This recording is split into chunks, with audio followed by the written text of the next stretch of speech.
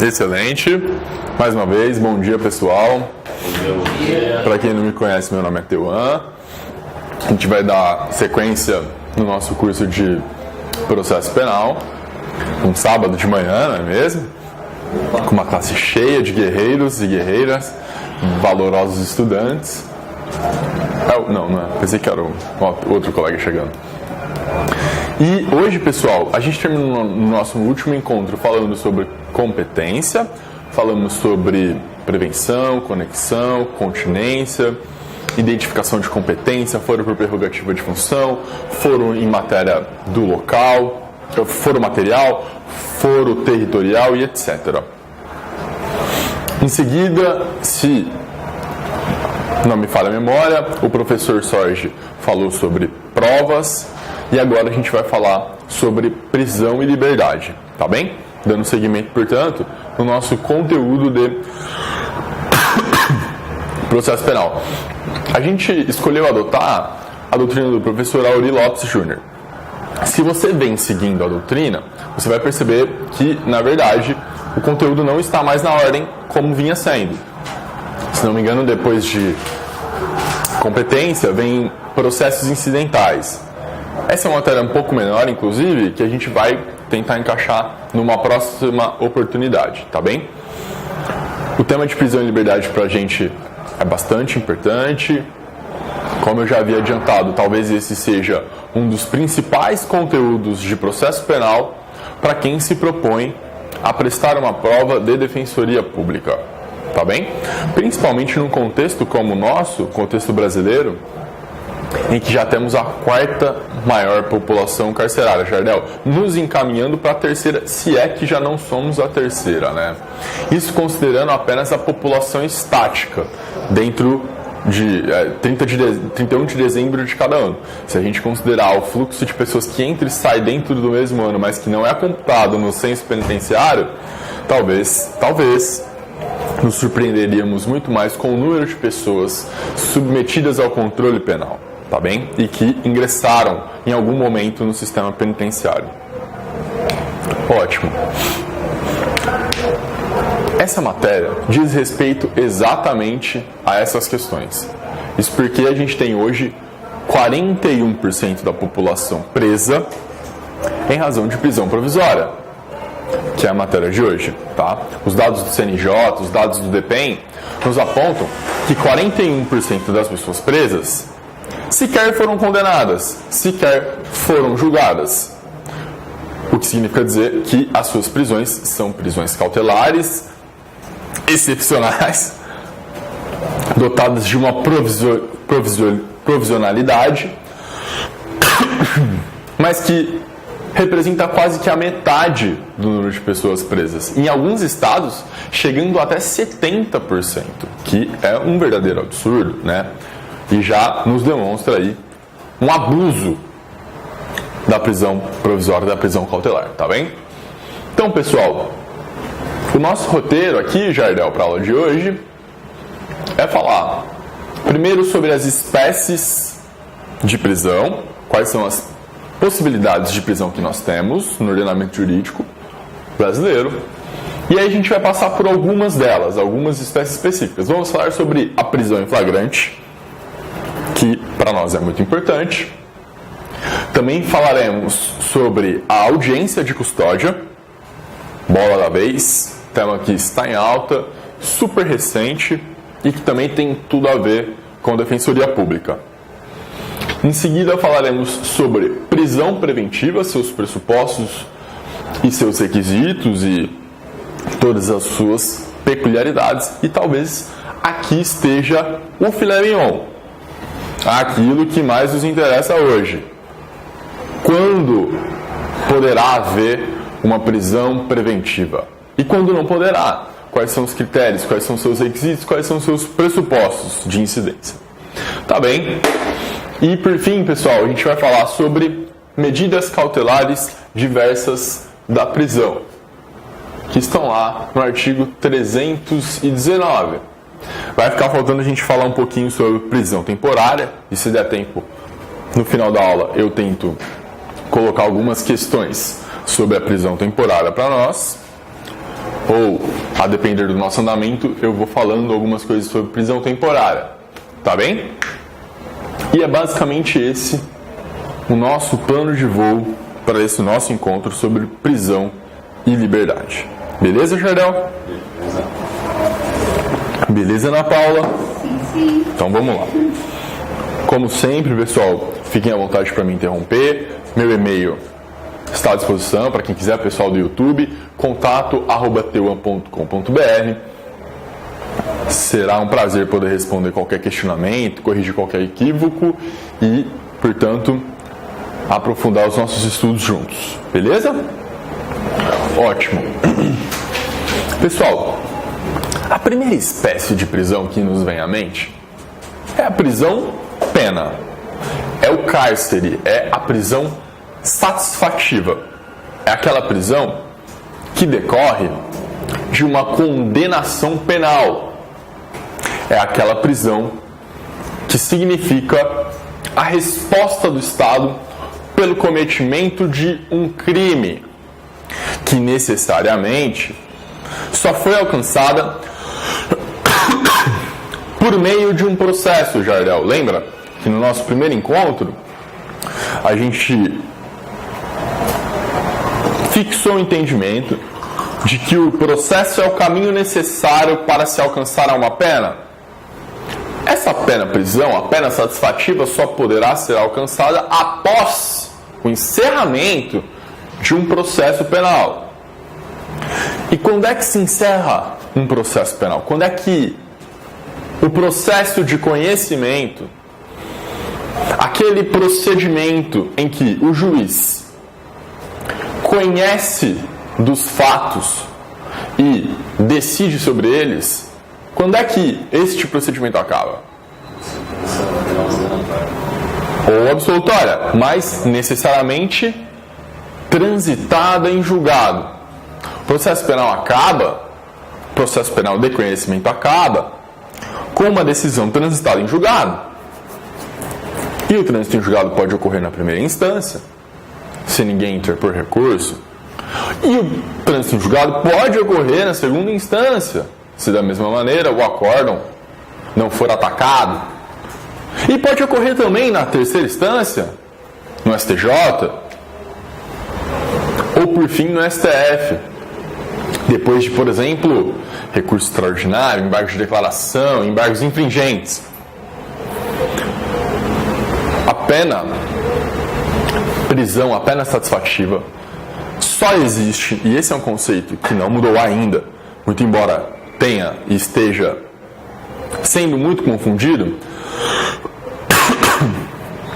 A pena prisão, a pena definitiva, aquela pena que nós executaremos definitivamente com uma guia de recolhimento definitiva, só existirá após o trânsito em julgado. Tá bem, pessoal? Eu sei que vocês já devem estar pensando em várias coisas recentes que aconteceram, né? Mas dá uma segurada que tá tudo bem, estamos juntos nessa. Sheila, olha só quem tá chegando. Bom dia. Tudo bem? Sinta-se à vontade, junte-se a nós nesse sábado maravilhoso. Um sábado de processo penal. Como não ser incrível, não é mesmo? Tudo bem, Sheila? Tá bom. Vamos lá. Começamos agorinha, tá bem? Espécie de prisão, e que de fato é o tema da nossa aula, é a prisão cautelar. E essa prisão cautelar, ela poderá ser temporária ou preventiva. Tá bem? A prisão cautelar poderá ser temporária ou preventiva. Essa é aquela prisão que tem como fundamento o acautelamento do processo. Já não se trata mais de saber se a pessoa é culpada ou inocente, como no caso da pena satisfativa, da pena prisão. Na nossa primeira espécie, significa que o Estado entendeu e condenou aquele indivíduo por ser ele culpado pela prática de um crime e, portanto, será encarcerado por isso. Uma pena privativa de liberdade. Aqui não é disso que se trata. Não se fala em culpa, não se fala em mérito da ação penal. Não estamos falando sobre se a pessoa fez ou se a pessoa não fez. Não é disso que se trata. Aqui a prisão tem uma outra finalidade que veremos. Uma finalidade cautelar. E aí você pode se lembrar de alguma coisa do processo cautelar, mas cuidado.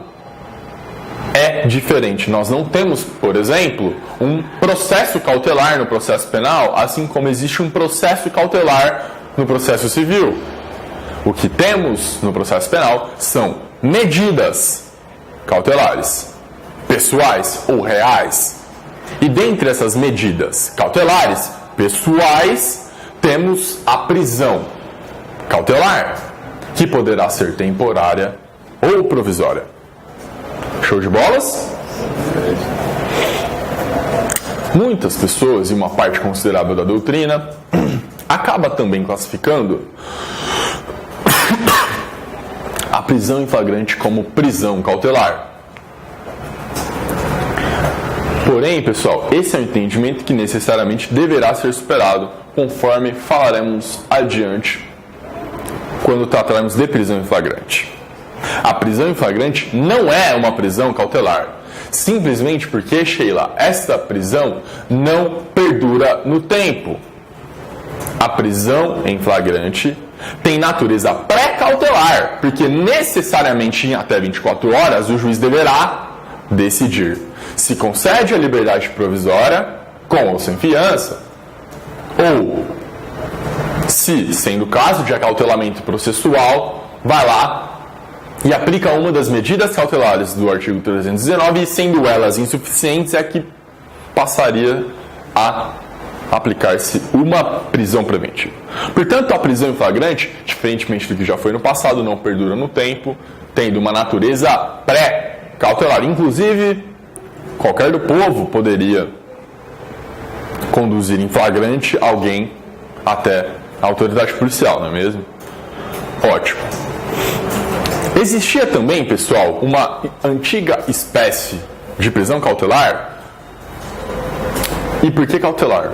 Porque não se tratava de falar sobre mérito, culpado, inocente. Não era satisfativa. Era a prisão decorrente da pronúncia do júri.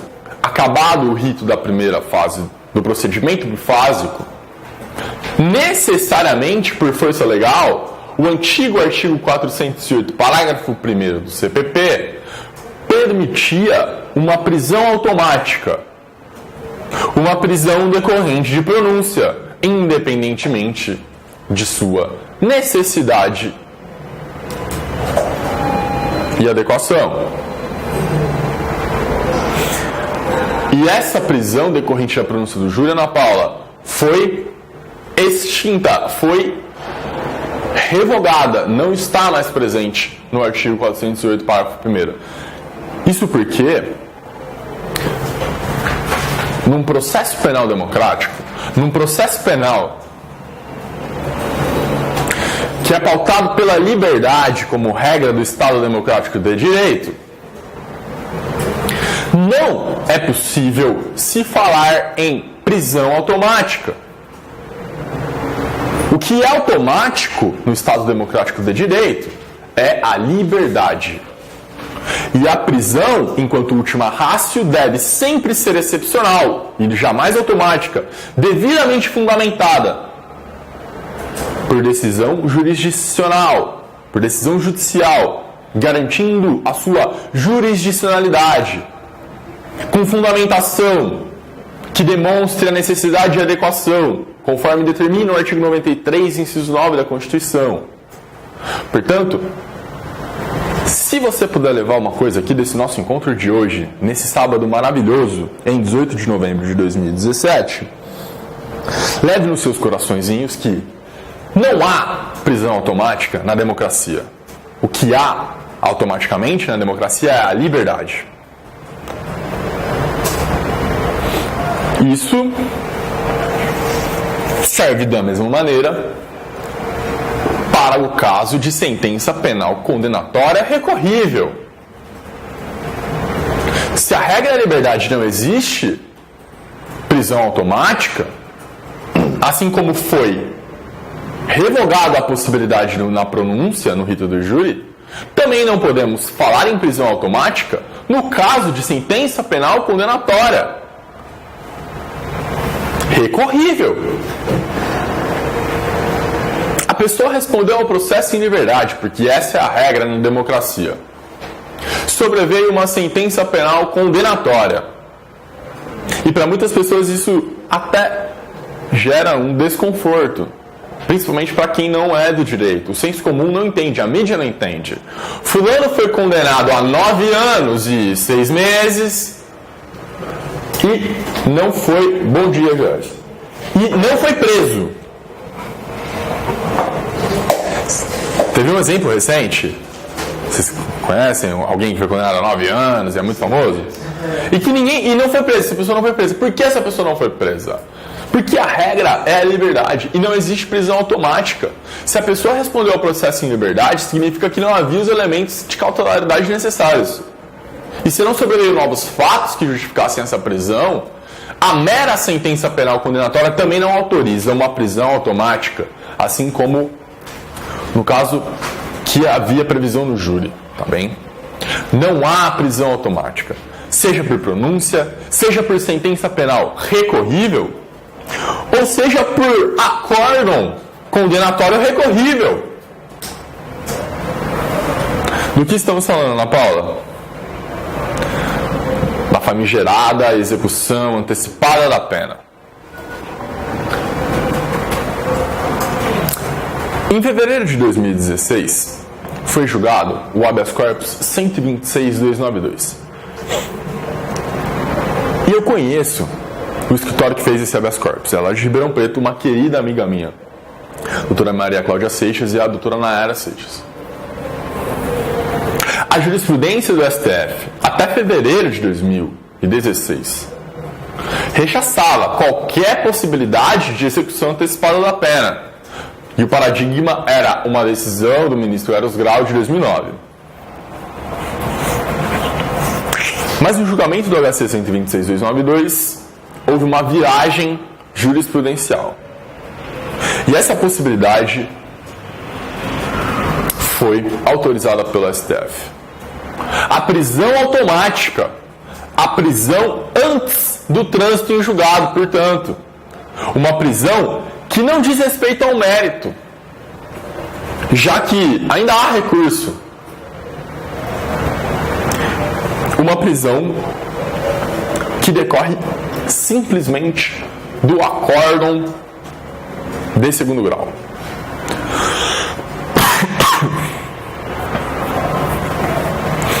Até 2009, a jurisprudência entendia que era contraditório e muitas das vezes, amparado em conceitos da teoria geral do processo, entendia ser possível, sim, a execução a partir do segundo grau, já que o recurso especial e o recurso extraordinário não possuem efeito suspensivo.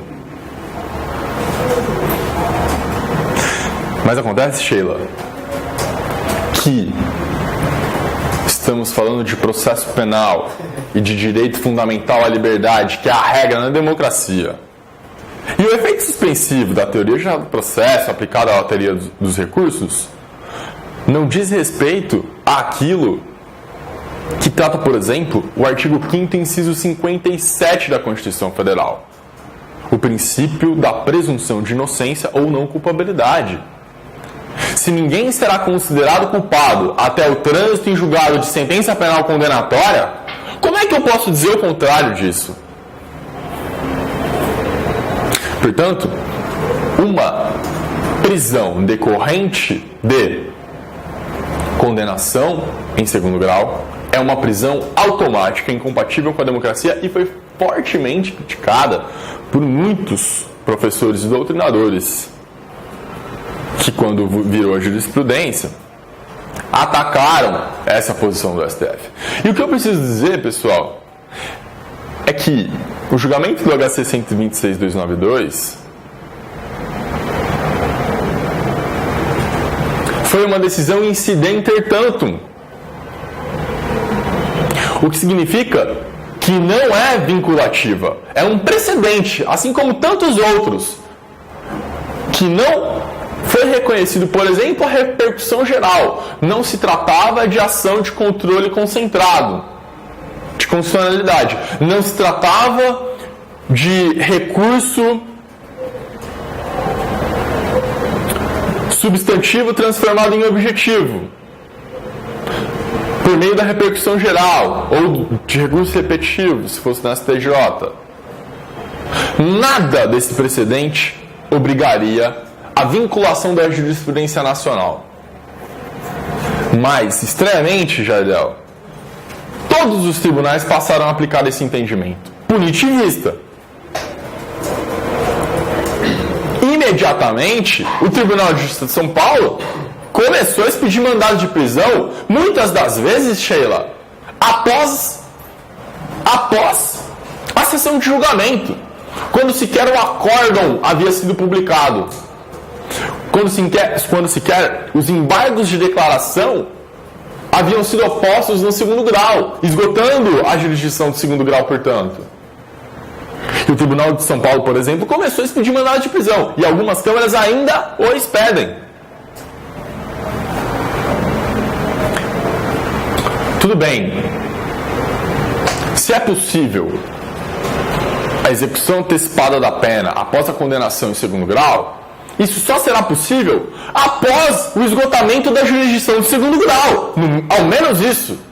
E só está esgotada a jurisdição de segundo grau após a publicação do acórdão, oposição de embargos, seu respectivo julgamento e interposição de recurso especial, por exemplo. E após a remessa dos autos à instância superior, é que poderia ser expedido, por exemplo, nessa hipótese inconstitucional, o mandado de prisão. Ao menos essa coerência deveria ser guardada, mas nem isso.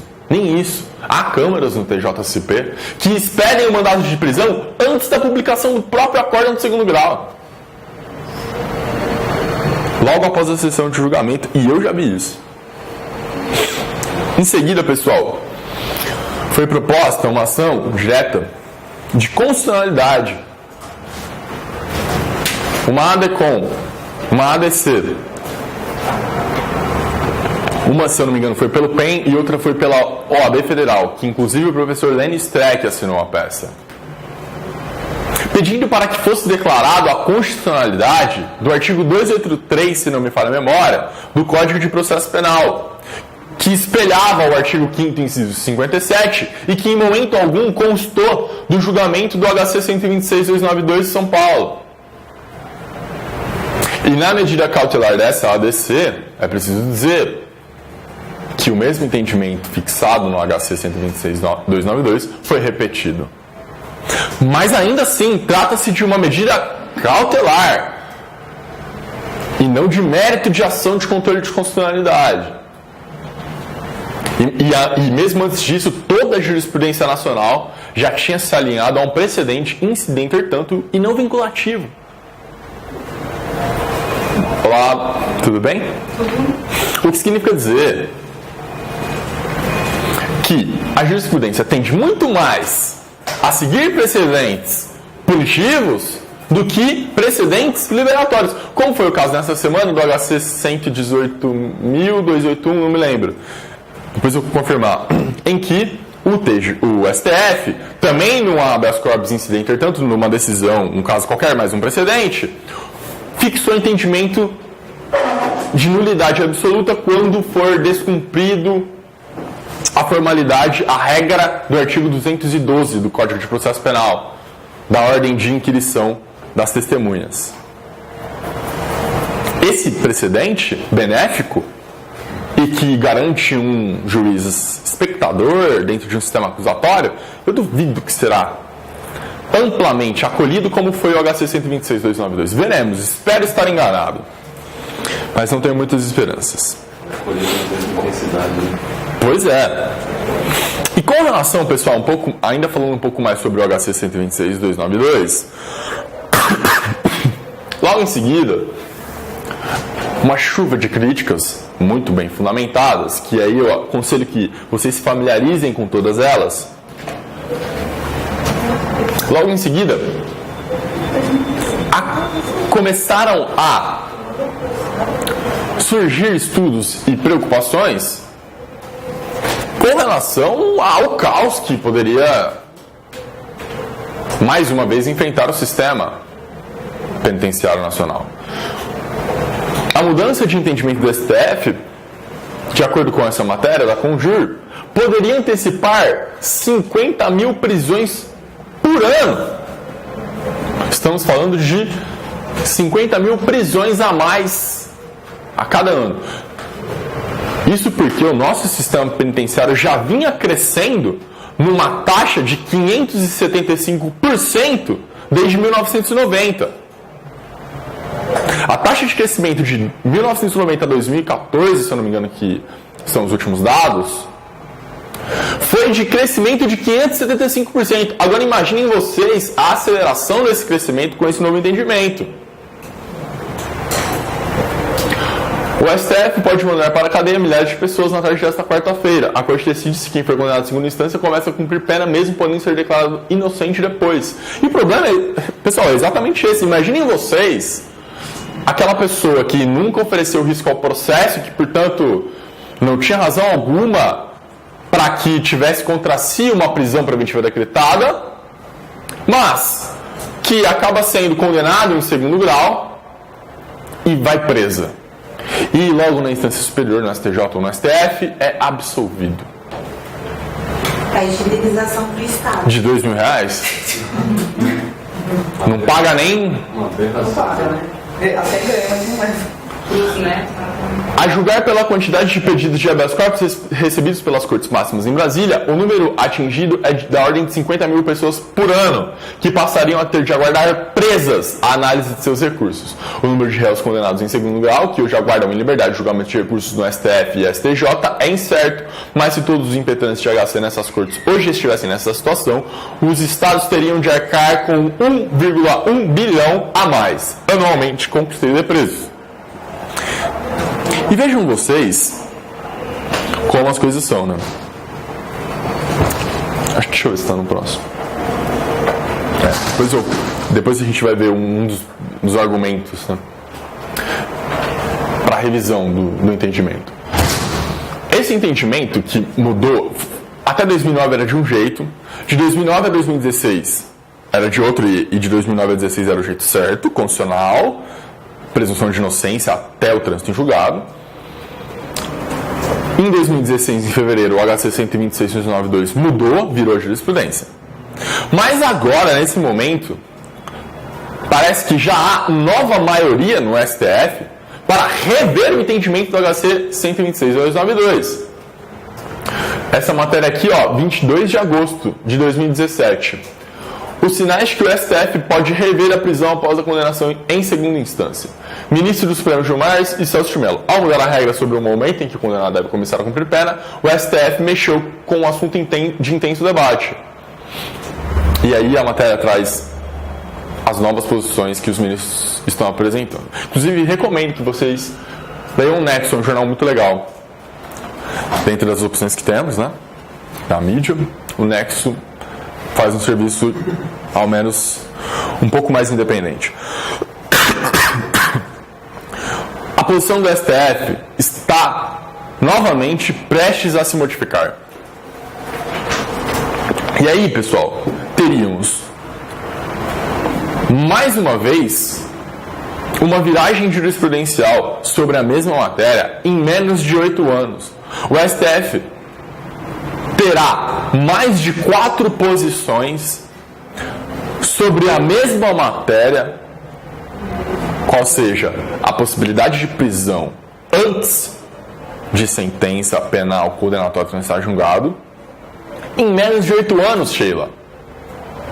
Como a gente chama isso? Insegurança, incerteza. Como que a Suprema Corte pode mudar tantas vezes em tão pouco tempo o seu posicionamento ao sabor dos ventos e das emoções e de quem está vindo, de quem está sendo processado? Isso é muito grave. E é claro que o direito tem sim uma dimensão política que a gente não pode desconsiderar. Mas a Suprema Corte tem que dar decisões contra-majoritárias, que não agrada a população, mas que é fiel à Constituição Federal. Afinal de contas, a Suprema Corte não é a guardiã da Constituição? E se o artigo... Não é... Como proteger a Constituição possibilitando uma execução antecipada da pena, sendo que o artigo 5º, inciso 57, é bastante claro, é semântico ao dizer até o trânsito em julgado. Como ler outra coisa na Constituição que não isso? Qual é a proteção que a Suprema Corte está dando à nossa Constituição? Isso é muito grave. Enfim, pessoal, essa era uma pequena introdução que eu queria fazer com vocês a respeito das espécies de prisão, certo? Então vimos que temos a prisão satisfativa, a prisão pena decorrente de sentença penal condenatória transitada em julgado. Vimos a prisão em flagrante, que tem natureza pré-cautelar. Também vimos as prisões cautelares, que poderiam ser temporária ou preventiva. E aí a gente viu aquela espécie de prisão decorrente de pronúncia, que já não existe mais e que estava no artigo 408, parágrafo 1º do CPP, assim como também não existe a prisão decorrente de sentença penal condenatória recorrível, já que a regra na democracia é a liberdade. E do mesmo modo também não existe prisão decorrente de acórdão de segundo grau, se a regra na democracia é a liberdade, sendo apenas excepcionalmente admitida a prisão cautelar quando presentes os seus requisitos e pressupostos legais. O que é um equívoco permitido pelo STF após a viragem jurisprudencial acontecida em fevereiro de 2016 no HC 126.292. Ótimo. Vamos falar agora, pessoal, especificamente sobre a prisão em flagrante. Ô, professor. Sheila. É mais assim, a título de curiosidade mesmo, porque eu não tenho muita familiaridade com o processo penal, direito penal. A prisão, voz de prisão. Voz de prisão. Como que ela se dá? Esteja preso, é assim, não, basicamente.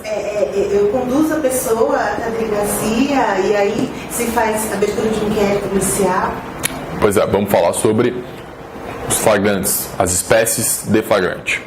Mas em regra, sim, qualquer do povo pode prender em flagrante quem esteja cometendo um delito.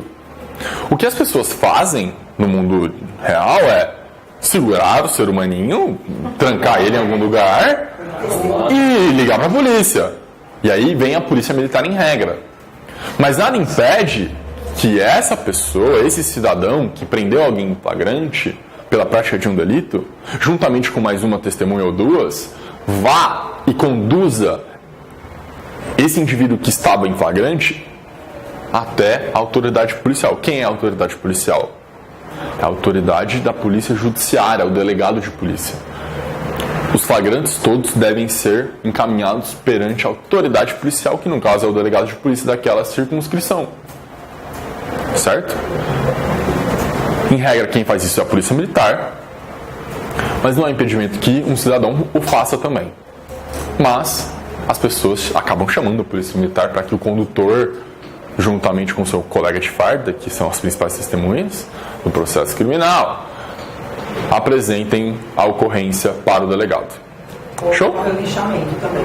Também, vamos pensar aqui na democracia, naqueles princípios bonitos, daquelas pessoas boas que gostam de... né?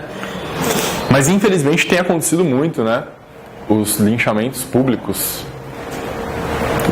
E muitas vezes por fatos banais, né? A pessoa furtou um celular, foi acorrentada a um poste, linchada pela população. Isso é um absurdo. Não dá para conseguir conceber essa possibilidade em 2017.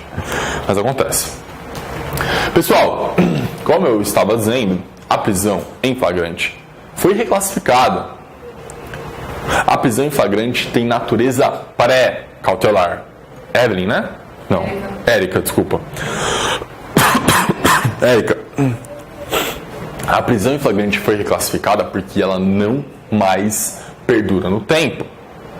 A prisão em flagrante já não pode mais se alongar por toda a instrução até a sentença, como era possível no passado. O que acontecia, Jardel? A pessoa era presa em flagrante, todo mundo tomava ciência e ficava por isso mesmo. Ninguém decidia nada, ninguém convertia o flagrante em preventiva, ninguém fazia nada. Você entendeu? E aí o ser humaninho ficava preso em flagrante. Aí ele respondia processo, ia para audiência, e etc, etc, etc. E nada a respeito desse flagrante era decidido. Isso já não é mais possível. E é por isso que a doutrina mais moderna defende que agora o flagrante tem uma natureza pré-cautelar, tendo ocorrido uma reclassificação. E onde é que está o fundamento legal dessa reclassificação? Está lá no artigo 310, que diz que o juiz, ao receber o flagrante, deverá tomar uma das providências ali previstas. E qual é a primeira providência que o juiz deve fazer quando recebe um flagrante? A primeira providência, na democracia, é conceder a liberdade provisória. Essa é a primeira providência em regra. É isso que o juiz deve pensar em primeiro lugar, caso esse flagrante não seja ilegal. Ocasião em que ele relaxaria o flagrante. Tá bem? Ótimo. Dando sequência aqui, pessoal. A prisão em flagrante deverá se transformar, deverá se converter, deverá se relaxar em até 24 horas.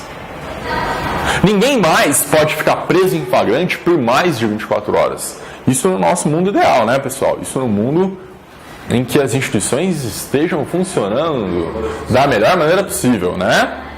Em 24 horas haveria algumas dessas possibilidades.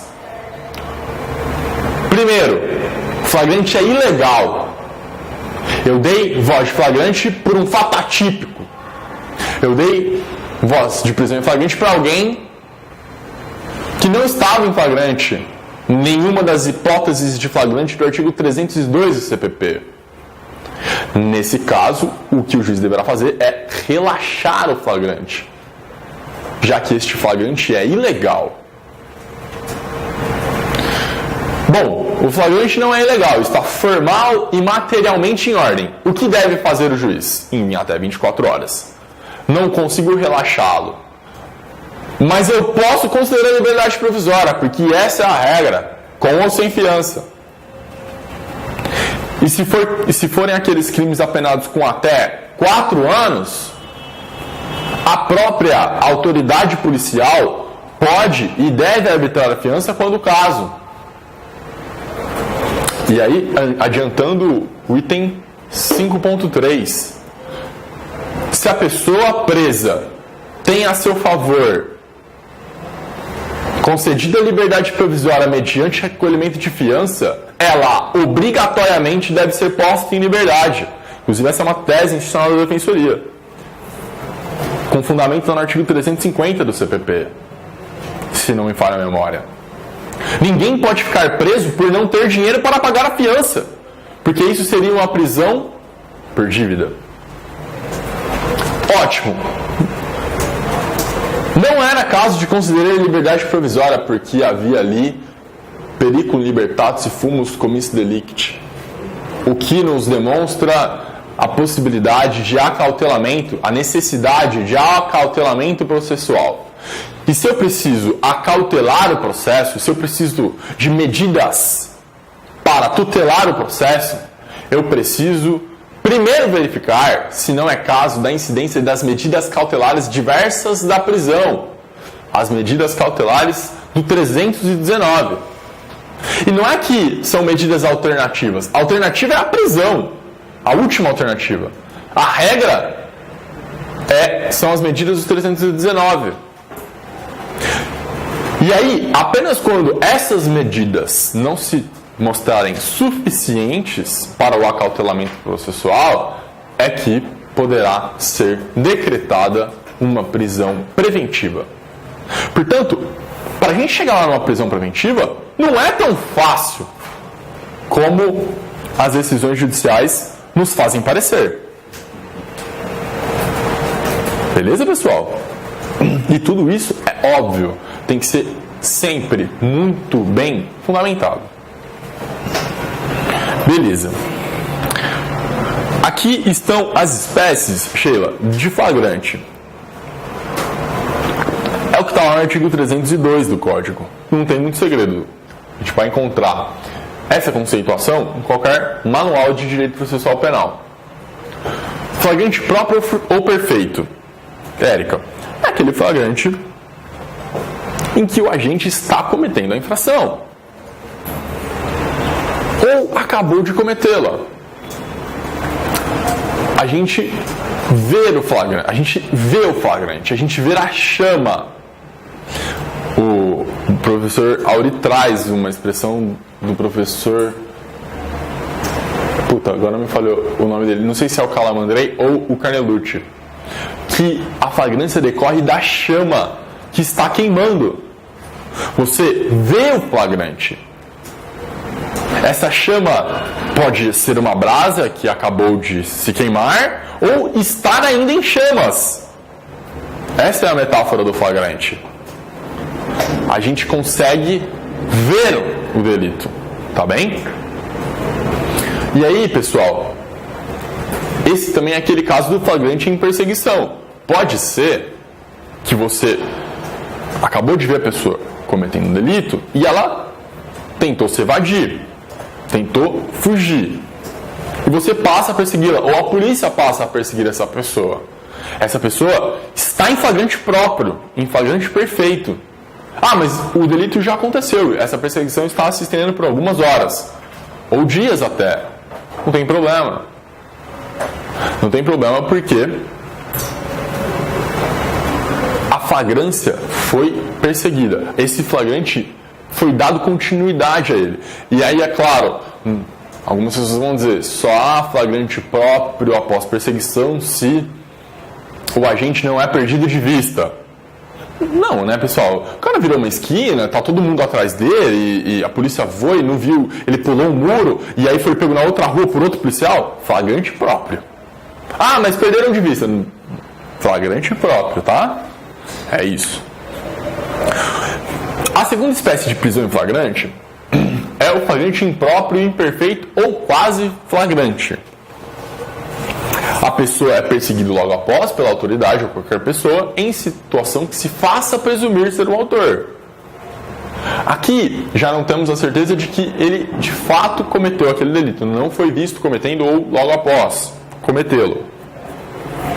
Mas essa pessoa começou a ser perseguida pela autoridade numa situação em que alguém foi morto 2 ruas ali para trás com um tiro, e aí 2 ruas acima uma outra viatura encontra um indivíduo que passa a fugir com uma arma e sujo de sangue. Nessa situação, se essa pessoa é presa, estaríamos diante de um flagrante impróprio, imperfeito ou quase flagrante. Tá bem? A terceira espécie de flagrante, pessoal, é o flagrante presumido ou ficto. Pessoa encontrada logo depois, na posse de algum instrumento ou objeto que o faça presumir que ele é o autor. Tá bem? O flagrante presumido impróprio tem menos valor probatório. Então, o que conseguimos extrair daqui? Existe uma hierarquia não taxativa e não tarifada do valor probatório dessas espécies de flagrante. Mas é evidente que o flagrante, além de ser uma prisão pré-cautelar, ele também é um elemento probatório e, no mínimo, indiciário, que demonstra autoria e materialidade.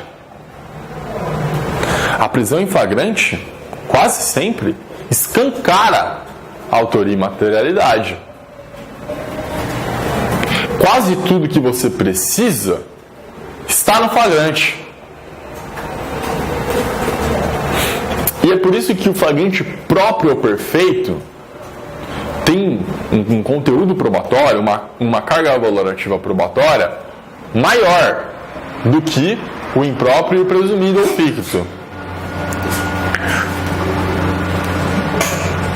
Foi, Jardão? o flagrante também é meio de prova, já que nos traz elementos de autoria e materialidade. Fala, Sheila. Ali, qualquer pessoa no flagrante próprio é perseguida por qualquer pessoa. Qualquer ser humaninho. Não precisa ser polícia. Tá certo? Qualquer do povo tá lá no caput do artigo 302. Qualquer do povo pode e as autoridades policiais devem. Mas aí também qualquer espécie de... No método tradicional mesmo. Grab and go. Não tem muito segredo. Claro que é difícil. Meu, Na prática isso não rola, né? não rola, mas... Os caras da nota, como é que você vai ajudar? Então pode durar dias e não Até pode. caracteriza O flagrante. Aham. Eu me lembro que teve uma perseguição muito famosa De qualquer pessoa. Exato, qualquer pessoa. Demorar dias. Naquela mata, cara, esqueci o nome. Puta, meu. Uma mata famosa, helicóptero e o caramba. Acho que eram assaltantes ou sequestradores, se esconderam numa mata e passaram dias lá intocados, e a polícia com helicóptero, cachorro e um monte de gente atrás ali. Uma perseguição que nunca parou. Né? Não me lembro. Faz muito tempo, isso foi tipo, sei lá, década de 90, 97, 98. Beleza? Show, pessoal. Vamos falar agora sobre uma outra possibilidade de flagrante que o STF entende ser inconstitucional. É o chamado flagrante preparado. O que é o flagrante preparado, Sheila? O agente é induzido. Olha, é diferente do flagrante forjado. Sabe aquele papo, doutor, foi forjado? Vocês já ouviram? Flagrante forjado, a pessoa é tipo totalmente inocente, ela não fez nada, a polícia vem e planta a droga no carro dela e encontra essa droga. Aí fica fácil. E esse é o flagrante forjado. Aquele conteúdo foi plantado ali, aquele conteúdo incriminatório. O flagrante preparado não. No flagrante preparado é aquela hipótese em que a autoridade induz o cometimento do delito, quase que sendo um autor imediato. Por exemplo, a autoridade policial liga para Joyce, não se identificando, é claro, como um policial, e passa a dizer: oi Joyce, tudo bem? Peguei esse telefone com o Jardel, ele me disse que você está vendendo uma maconha espetacular. É um haxixe muito bom. Você tem para me vender? Eu pago caro. Pago quanto você quiser, que eu gosto muito desse haxixe aí. Eu fumei com ele uma vez, eu quero ele. Aí a Joyce fala: meu, não vem isso aí não. Para, Joyce, eu sei que é você. Vai lá pegar pra mim, vai lá pegar. Olha, me encontra no mercado, meio-dia, em tal hora. Não, eu não faço isso, não tem nada a ver comigo. Eu sei que é o Jardel, assim, mas eu nunca falei sobre nada disso com ele. Não, Joyce, vai lá, faz isso pra mim. Pega essa droga pra mim que eu te pago tanto. Me encontra no mercado tal hora, no estacionamento. Nesse caso, há uma instigação, um induzimento para que nessa ocasião a Joyce seja presa em flagrante. Aí a Joyce aparece lá com aquela quantidade de droga que foi encomendada pela própria polícia e é presa em flagrante. Esse é o chamado flagrante preparado. Veja que diferentemente do flagrante forjado, em que a polícia planta a droga na Joyce, no flagrante preparado não. No flagrante preparado, a Joyce é instigada a aparecer naquele determinado local com aquela droga. É o chamado crime de ensaio, né? E essa possibilidade legal, pessoal, ela é, obviamente, inconstitucional. E a súmula do STF, nesse sentido, a súmula 145, que diz: não há crime quando a preparação do flagrante pela polícia torna impossível a sua consumação. Estamos diante, Jardel, de crime impossível. A Joyce jamais conseguiria vender aquela droga. E em hipótese alguma, ela não é traficante, ela nunca vendeu drogas. Ela passou a ser instigada, foi induzida a ir em determinado local com determinada quantidade de droga e não para vender, porque essa venda jamais se concretizaria, mas sim para ser necessariamente presa. Logo, estamos diante de um crime impossível. Por que impossível? Porque ele jamais se consumaria, jamais produziria resultado. Certo? Parece meio óbvio isso, né? Parece meio que tipo todo mundo concorda que esse crime é impossível. Todo mundo concorda que isso não pode ser flagrante. Inclusive essa súmula é muito antiga do STF. Mas aí, pessoal, não sei se vocês já ouviram falar, tem uma turma, tem um pessoal aí que propôs, Érica, 10 medidas contra a corrupção. Ou contra a Constituição, depende do seu ponto de vista. E lá, nas 10 medidas, eu já falei algumas vezes sobre isso, né? Primeiro que já não são 10 medidas, são quase 28, ou 27. Tá mentindo pra gente, né? Como é que você vai confiar numa pessoa que te fala uma coisa e faz outra? Mas tá tudo bem. Entre essas medidas, tem lá a possibilidade do que eles chamaram de flagrante, de teste de integridade. O que é o teste de integridade? Você já assistiu o programa do João Kleber? Falaram disso ontem?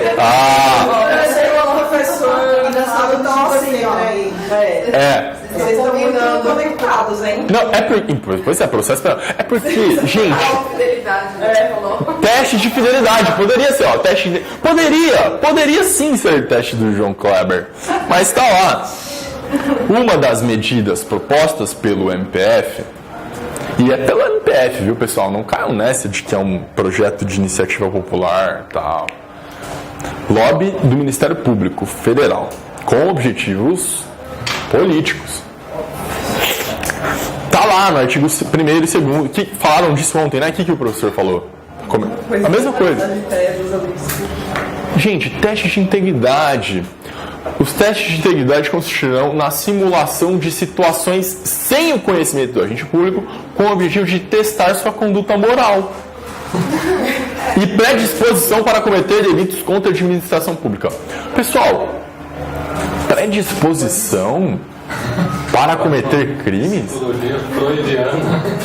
Quem foi que acreditou na criminologia que existiam pessoas predispostas a cometer delitos? Alguém que é moralmente inferior. Alguém que carrega em si a possibilidade do crime. É um criminoso nato. É um homem delinquente. Vamos identificar essa pessoa por meio de mecanismos e métodos super avançados e expulsar essa pessoa do nosso convívio. Como assim predisposição para cometer atos ilícitos? Existe predisposição à prática de crimes? Me parece que o paradigma etiológico do delito foi superado há algum tempo pelo paradigma da reação social. Aqui, ó, bom, ao menos foi superado para quem se filia a essa nova tradição de pensamento. Que você é etiológico. Então é isso. Você está defendendo que existem pessoas predispostas ao cometimento de crime e, portanto, moralmente inferiores e que precisamos encontrá-los e expulsá-los e eliminá-los? É isso mesmo que você está dizendo? Algumas outras pessoas também já pensaram nisso. Ficaram famosas, produziram barbaridades, não é mesmo? Artigo 8º. Não poderá revelar, olha só, a administração pública não poderá revelar o resultado da execução dos testes de integridade, nem fazer menção aos agentes públicos testados. Os testes de integridade também poderão ser realizados pelo Ministério Público, mas será que no Ministério Público? Quem seria submetido a teste de integridade, Érica? Será que promotores seriam testados? Será que juízes seriam testados? Até porque juiz nunca vende sentença, né? Isso não existe. Ou será que só o baixo escalão da administração pública, reforçando uma seletividade que tem um objetivo de controle social, seriam os alvos de teste de integridade? E outra, quem testa os altos escalões? Oi? Poderia ser o João Kleber. Poderia ir lá. Percebam como isso, as concepções, a ideia tá errada. Sabe o que eu achei mais interessante? Porque eles assumem aqui no final, na justificativa do PL, eles assumem que talvez nem eles mesmos resistiriam. Olha o que eles colocaram. Para proteger o servidor público, ressalta-se, é vedada pelo projeto a realização de testes que representem uma tentação desmedida, a qual poderia levar a uma pessoa honesta a se corromper. Ah, tá. Eles estão dizendo, pode ser que eu caia. E aí? Mas nesse caso aqui, porque a tentação foi desmedida. Aí a pessoa honesta se corrompeu. Não, mas é uma pessoa honesta mesmo. Tá tudo bem, pessoal. É que nesse caso específico, a tentação foi desmedida. Érica, eu não sei pra você, mas eu tô muito fácil. Eu tô muito fácil. Eu não sei o que... Olha, a tentação pra mim é a cada esquina. Você tá entendendo? Em vários âmbitos. Então vejam, como isso é... Enfim, essa é a proposta. Essa é uma das propostas. Mas, inclusive, eu acho que nas emendas e nos substitutivos apresentados no Congresso Nacional, acabou sendo expulso. Essa foi uma piada. Gente, essa não, tá? Vamos continuar aqui restringindo o habeas corpus, aumentando a prescrição. Em alguns dos substitutivos, se eu não me engano, sim. Mas você acha que a população que assinou isso lá na Avenida Paulista sabia disso? Não. Sabia que era uma pegadinha do João Kleber? Você gosta do João Kleber? Eu gosto, então assina aqui. Não foi assim, não foi assim. Você quer fazer um teste de fidelidade? Teste de fidelidade, então peraí. E pessoal, tem todos os problemas conceituais, teóricos, atrasados ou ao menos superados criminologicamente do teste de integridade. Mas, dogmaticamente, juridicamente falando, tecnicamente falando, o teste de integridade é um crime que nunca seria consumado. Também é crime impossível, na medida em que aquele agente público está sendo instigado a praticar um crime que nunca será consumado. E aplica-se a súmula 145 do STF. Os caras estão propondo algo que o STF tem súmula contra. Tá vendo como são as coisas? Esse é só um dos exemplos, né? Vamos dar sequência aqui ao nosso estudo. Muito bem, pessoal. Falamos sobre algumas espécies de flagrante. Agora falaremos sobre o procedimento desse flagrante. O que é que acontece quando a pessoa vai preso em flagrante? Alguém que já foi preso em flagrante? Ainda não. Ainda não. Você seja selecionado, né? É mais difícil a gente ser selecionado porque a gente já faz parte daquele 7% da população brasileira que concluiu o ensino superior. A gente já está à margem de boa parcela do controle penal, simplesmente por ter cursado o ensino superior. Bom, mas quando a pessoa é presa em flagrante, primeira coisa, o preso é conduzido até a autoridade policial. E aí, se você lê o APF, o auto de prisão em flagrante, você vai ver que temos um condutor, que em regra é um policial 1, e temos o colega de farda, que é o policial 2. Tá certo? O condutor e o seu colega de farda, que apresentam a ocorrência no DP e assinam o APF, um como condutor, e tem que ter o nome do condutor, vocês vão ver. E tudo mais. Ótimo. Chegou na delegacia, esse condutor vai ser ouvido. O que aconteceu, condutor? Aconteceu isso. Eu estava lá no dia tal, hora tal, fui acionado via Copom, cheguei no local dos fatos, ele estava esfaqueando fulano no bar. Tá bom? Vamos ver a vítima, quando dá, né? Quando não dá, não dá. Se a vítima tá lá, tá tudo bem. Ou quando não tem vítima, como no crime de drogas, por exemplo, não há vítima determinável, né? Em seguida, vamos ver as testemunhas. Em regra, o colega de farda. Em regra, e aí a polícia deveria colher a qualificação de algumas daquelas pessoas que estavam no local dos fatos para poderem ser ouvidas, inclusive levadas até a autoridade policial e contribuir no esclarecimento dos fatos, né? O que raramente acontece. E por fim, como último ato, temos o interrogatório policial.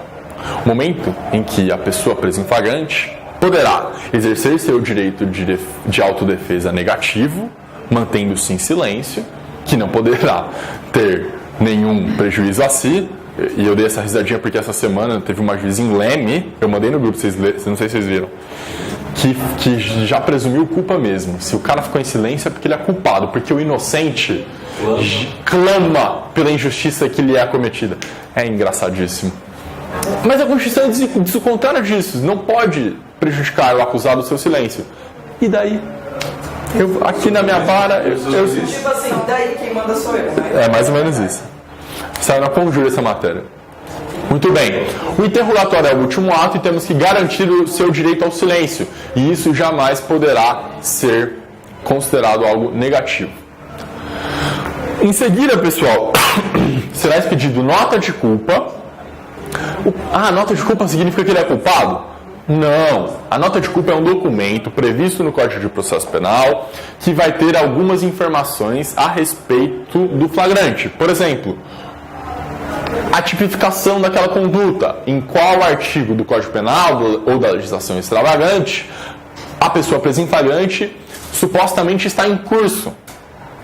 É claro que esse juízo preliminar de tipicidade é preliminar e poderá eventualmente ser modificado no oferecimento da denúncia ou até mesmo na fase do 383 na emendácio libere. Mas de todo modo, a pessoa presa em flagrante tem que saber qual crime ela cometeu, porque ela está presa. Me parece o mínimo, né? Além disso, tem que saber o nome do delegado e tem que saber o nome da pessoa que o prendeu, bem como a data, o local e a hora. Pessoal, isso aqui parece perfumaria, parece luxo, mas na ditadura militar as pessoas eram sequestradas nas suas casas. Ninguém sabia o que estava acontecendo. As pessoas, a polícia política chegava, levava os caras e era isso. E a pessoa não recebia um documento para saber por que aquilo estava acontecendo, quem era a pessoa que o prendeu, que dia era aquele, que horas era. Professor, mas acontece isso, a empresa ele recebe? Recebe? Ao menos eu sempre vi recebendo. É que eles perdem depois, né? Mas se, por exemplo, a pessoa está acompanhada de advogado na delegacia, o advogado acaba ficando com tudo isso. Certo? Isso tudo é entregue para a pessoa e tem que ser entregue. E se não for, estaremos diante de uma ilegalidade do flagrante. Uma ilegalidade formal, mas que deve ensejar necessariamente o relaxamento da prisão. Esqueci de expedir a nota de culpa.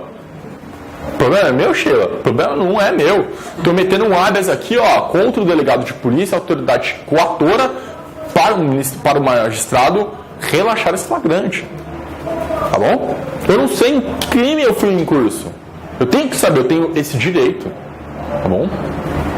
Em seguida, pessoal, o auto de prisão em flagrante deverá ser lavrado em até 24 horas. Não pode... mas a delegacia está muito cheia, doutor. Olha, são 15 flagrantes. Não sou eu que estou dizendo, é a lei. Tá bom? A gente tem que lavrar toda essa documentação. Tudo isso tem que estar assinado em 24 horas. E devidamente encaminhado ao juiz. Devidamente encaminhado ao juiz. E aqui tem uma previsão específica lá no artigo 306, parágrafo 1º, que também determina que o APF, devidamente assinado com tudo isso, colhido, seja encaminhado para a defensoria. E quando aparece a defensoria, a gente tem que fazer uma estrelinha, não é mesmo? para que a defensoria também verifique a legalidade do flagrante. E, se for o caso, tome as medidas necessárias e cabíveis. Aí é automático, professor? O Automático. Ele questiona se tem advogado? Exatamente. Se não, Já remete para a defensoria pública. E aí a defensoria recebe tudo isso, avalia, vê se é o caso de fazer pedidos de liberdade, de impetrar um habeas, de chamar a ONU, não sei. Então, você fica imaginando quantos e quantos desses chegam. Milhares. Não conta. Muito. Exato, é muito difícil. É por isso que a gente precisa de mais defensores e defensoras.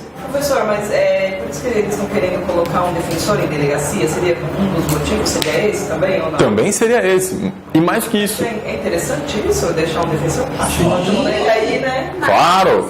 Quanto mais defensores e defensoras tivermos, melhor. A carreira da defensoria deveria ser aquela mais bem estruturada, porque tem que atuar em muito mais âmbitos do que, por exemplo, o Ministério Público e a magistratura.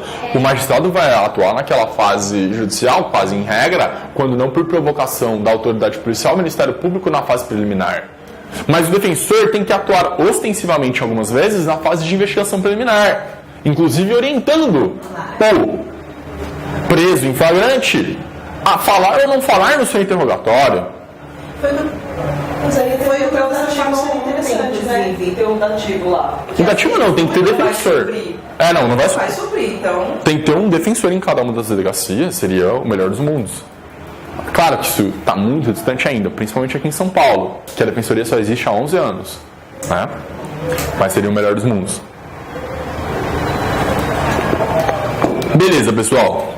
E depois, o que acontece? Ótimo. Foi remetido lá para o auto de prisão em flagrante. Foi remetido para o juiz, para a defensoria, quando for o caso. Duas observações quanto a isso. Pessoal, tanto a captura quanto a lavratura do auto de prisão precisam estar dentro da legalidade. É o que eu estava dizendo. A captura a gente vai ver lá no 302 do CPP. Está dentro de um dos incisos do 302? Materialmente, esse flagrante está em ordem. E formalmente, esse flagrante está em ordem? Aí a gente passa por aquele pequeno roteirinho que eu descrevi no slide anterior, que a gente pode encontrar do artigo 304 a 309 do CPP, para verificar a legalidade do procedimento. Teve nota de culpa? O preso teve seu direito ao silêncio preservado? Ele foi informado desse seu direito? Ele teve acesso a um defensor? Ele pôde comunicar a alguém da sua família sobre sua própria prisão? Ele recebeu a sua nota de culpa? Já falei, né? O condutor se identificou? Sabemos quem é o condutor ou veio só uma sigla? Se alguma dessas coisas não estiverem formalmente em ordem, esse flagrante deverá ser relaxado. E vem em ordem? Só uma... Em regra, velho. Em regra. Eles não é aí que eles erram. Não. Pelo menos eu nunca vi. Tá? Qualquer ilegalidade, relaxamento. Segunda observação, pessoal. Infrações de menor potencial ofensivo. Quais são as infrações de menor potencial ofensivo? Aquelas infrações penais cuja culminação da pena em abstrato não supera 2 anos. Nessa hipótese específica, não teremos de nenhuma maneira flagrante, um APF com aquele procedimento que eu descrevi anteriormente. Vai ser algo muito mais simplificado. De acordo com a Lei 9.099, teremos um TCO, um termo circunstanciado. Esse termo circunstanciado vai dar conta, mais ou menos, daquilo que aconteceu. Narrativa dos fatos, oitiva do condutor, oitiva de alguma testemunha, oitiva, interrogatório da pessoa conduzida. Mas essa pessoa não será presa em flagrante, porque não é permitida a prisão em flagrante para aqueles crimes de menor potencial ofensivo, para aquelas infrações penais cuja pena máxima, combinada em abstrato, não supere 2 anos. Essa pessoa apenas assinará o seu termo de comparecimento na audiência preliminar e pode ir para casa. Só vai lá tomar um esculacho do delegado mesmo. Só vai lá tomar um chá de cadeira no DP. Foi pego fumando maconha no banco da pracinha. O que acontece comigo? Você vai ser conduzido perante a autoridade policial, vai tomar um chá de cadeira, vai tomar umas broncas, vai passar umas vergonhas, vai assinar o TCO e vai embora.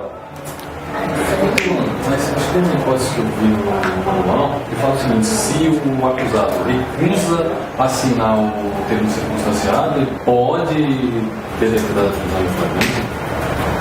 Não. No TCO? Onde você viu isso? Você vai dar o nome do... Depois você me manda. Não conheço essa hipótese. Você fala que, por exemplo, assim, ele é obrigatório assinar o TC. Se ele não assina o TC, pode ficar convertido em prisão em flagrante. Não conheço essa hipótese.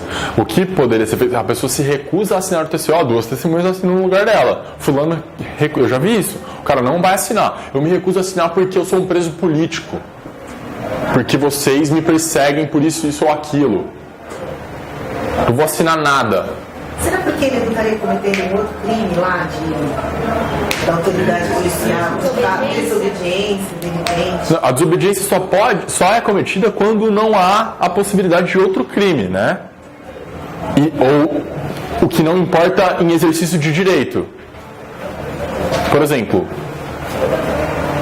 ele está desobedecendo. Nesse caso, ele está exercendo o direito dele. Ele não é obrigado a assinar, ele não é obrigado a fazer nada, o réu. Ele não é obrigado. Se ele está exercendo regularmente esse direito, ele não pode ter imputado contra si uma desobediência. É a mesma coisa, a autoridade policial determina uma reconstituição dos fatos. Ele se recusa a participar daquela reconstituição dos fatos. Ele está cometendo um crime de desobediência? Não, porque ele não é obrigado a participar disso. Certo? Nemo tenente sendo... Simples, ele não pode contar com a participação do acusado para fazer reconstituição do simulado dos fatos, por exemplo. É um jeito dele não participar. Nemo tenente sine detegere, não é isso? Exato, ninguém é obrigado a produzir provas contra si. Beleza? Mas depois me manda, Geral, a gente vê essa possibilidade aí. Sim, pessoal, afinal de contas hoje é sábado, não é mesmo? Que delícia. Ótimo.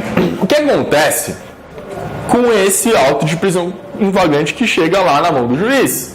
O que ele pode fazer com isso? Quais são as atitudes possíveis do magistrado quando recebe um APF? Primeira hipótese, legalidade do flagrante. Se o flagrante é legal, relaxamento de ofício, já que a liberdade é a regra. É claro que o magistrado pode atuar de ofício no processo, desde que seja para garantir direitos fundamentais da pessoa presa, por exemplo. Né? O que a gente não gosta é do juiz ator que busca provas, que decreta prisão de ofício. O que relaxa a prisão de ofício atua como garante. E o juiz, principalmente na fase de investigação preliminar, deve ser visto e deveria ser tido como um garante dos direitos fundamentais da pessoa, porque essa é a sua função constitucional. Depois de recebido o flagrante, que está formal e materialmente em ordem, o juiz abre vista para o MP se manifestar. O que o MP vai fazer nessa hora? Vai pedir a decretação da prisão preventiva, converter a prisão em flagrante em prisão preventiva, tá? Vai dar uma cota nesse sentido nos autos do APF. Uma observação: é vedada a decretação da prisão cautelar de ofício na fase pré-judicial, artigo 282, parágrafo 2º, o que torna necessário o pedido de preventiva do MP. MP tem que pedir a prisão. Afinal de contas, estamos dentro de um sistema acusatório em que o juiz deve assumir um papel de espectador, não é isso? E se há previsão legal nesse sentido, é essa a previsão legal que devemos seguir. Ótimo. Se o flagrante for legal, o juiz, pessoal, vai passar a analisar o caso de acautelamento. O juiz, nesse momento, vai investigar, vai analisar, vai fundamentar a existência do periculum libertatis e fumus commissi delicti. Ah, mas isso são nomes diferentes para fumo boni iuris e periculum in mora? Não. Porque o fumus boni iuris, a fumaça do bom direito, e o periculum in mora, o perigo na demora, são conceitos da tutela de urgência do processo civil. E aqui não estamos falando disso. Isso serve lá para a teoria geral do processo e etc. Aqui é outro o caso. O fumus commis delicti significa indícios, probabilidade e possibilidade da existência de crime, da probabilidade de uma conduta típica, antijurídica e culpável. E o periculum libertatis está atrelado ao risco com a liberdade do acusado, ao risco que a liberdade do acusado oferece ao processo, já que as medidas cautelares têm como objeto a tutela do processo, aquilo que a gente chama de instrumentalidade. Mas especificamente no processo penal, se você pega as decisões tanto pela medida processual cautelar ou não vê especificamente que o juiz determina e fala, ó, esse réu produz esse perigo. Não vê nada. As decisões em regra são quase genéricas e são aplicadas na vara da mesma maneira. É isso. Tá? Ótimo. Bom, o juiz verificou que então existe o periculum libertatis e existe o fumus commis delicti. Ele vai decretar preventiva? Ainda não. Agora, ele vai percorrer todo o rol do 319, das medidas previstas no artigo 319. Todo ele. São 9, se eu não me engano. E aí, ele vai ter que fundamentar a não aplicação de cada uma delas, inclusive de todas elas cumuladas. Olha como é difícil ser juiz, não é mesmo? Olha como é difícil prender alguém.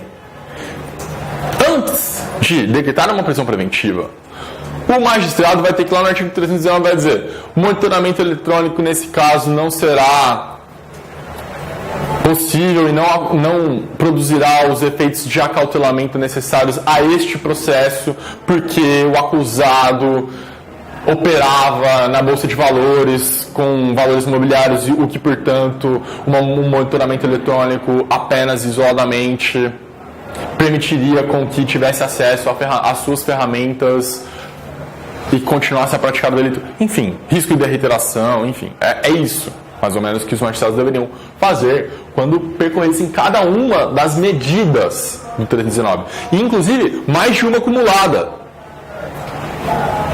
Por exemplo, se é o caso de, sei lá, pessoa importava, praticava um descaminho, trazia do Paraguai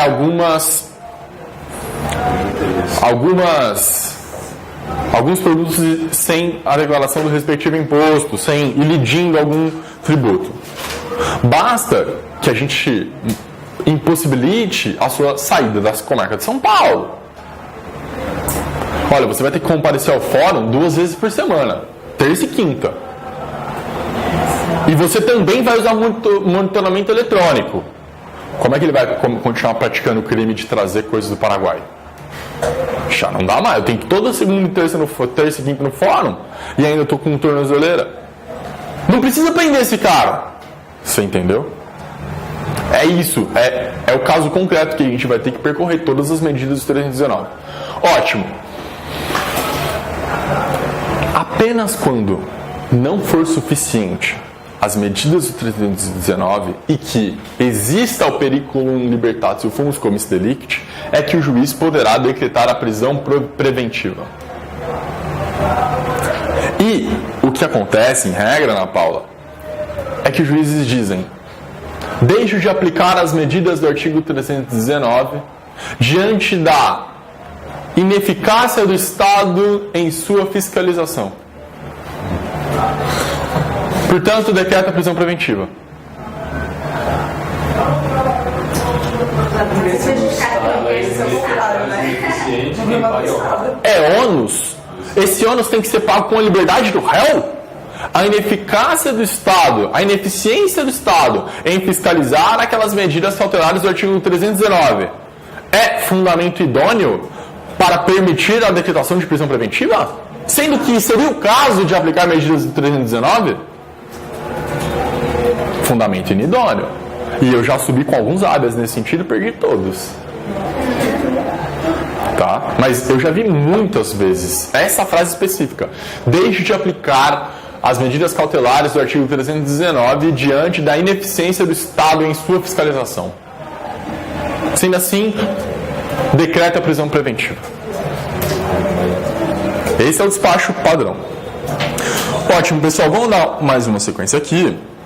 Vamos mudar de assunto, então faremos o nosso intervalo e logo em seguida voltaremos com audiência de custódia. Tudo bem? Muito obrigado.